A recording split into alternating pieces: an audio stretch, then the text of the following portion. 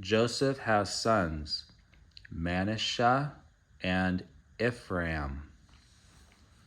Joseph was 30 years old when he stood before Pharaoh, king of Egypt. Then Joseph left Pharaoh and went all over the land of Egypt. In the 7 years of plenty, the earth brought food in abundance.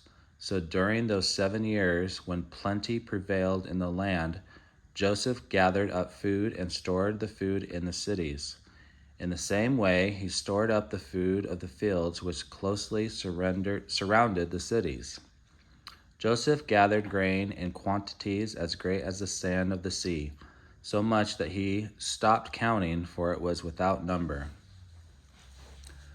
Asenath, the daughter of Potiphar, priest of On, gave Joseph 2 sons before the years of famine.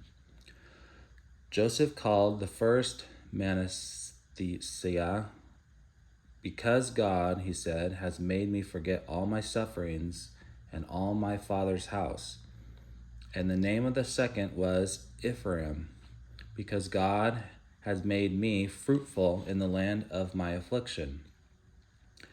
Then the 7 years of plenty in the land of Egypt were ended, and the 7 years of poverty began, just as Joseph had said. Famine was in all the lands, but in all the land of Egypt there was bread.